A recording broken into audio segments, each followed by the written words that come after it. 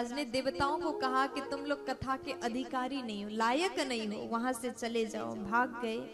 स्वर्ग जाकर के चिंतन किया। ब्रह्मा जी के पास में देवता गए, ब्रह्मलोक गए। ब्रह्मा जी से पूछा कि महाराज ये बताइए भागवत है क्या? हम जैसे देवता, देखो जहां पर अहम भाव होता है ना, मैं, मेरा, हम जैसे, जब आपके भीतर ये भाव है तो आप तब तक कथा के अधिकारी नहीं हो सकते। जहां अभिमान समाप्त हो जाए,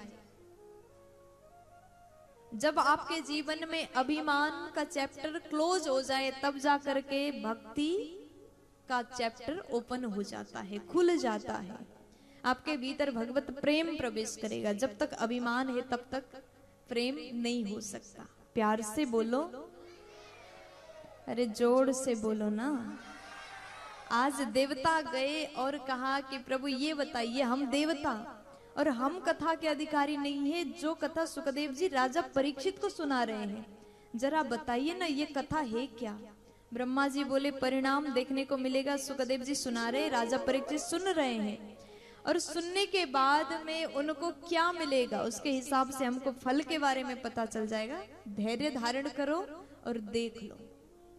वो सुन रहे हैं ना, सुन रहे हैं, और इसका फल मिलेगा। परिणाम क्या होगा, कथा सुनने से उनको क्या मिलेगा, तब जाकर के हम तय कर पाएंगे कि भागवत का मोल क्या है।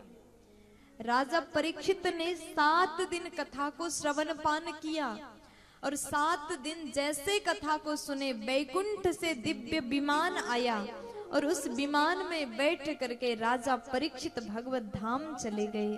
बोलिए परीक्षित महाराज की, भागवत महापुराण की। तब जाकर के देवता बोले कि ब्रह्मा जी से, प्रभु देखिए परीक्षित भगवत धाम चले गए।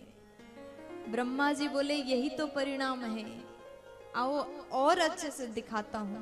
ब्रह्मा जी ने सत्यलोक में ज्ञान रूपी तोला में एक पल्ले में धर्म शास्त्रों को रखा, सत्र महापुराण को रखा, और दूसरे पल्ले में भागवत महापुराण को रखा। लेकिन हुआ क्या, लघु न्यन्यानि जातानि गौरवेण इदम महत् अन्यानि लघुनि जातानि। जितने भी धर्म शास्त्र थे भागवत के सामने हल्के पड़ गए, और भागवत की महिमा के कारण, गरिमा के कारण सबसे ज्यादा भारी श्रीमद् भागवत हुआ। बोलिए भागवत महापुराण की। तो इस प्रकार ब्रह्मा जी ने भागवत जी के महिमा का वर्णन किया।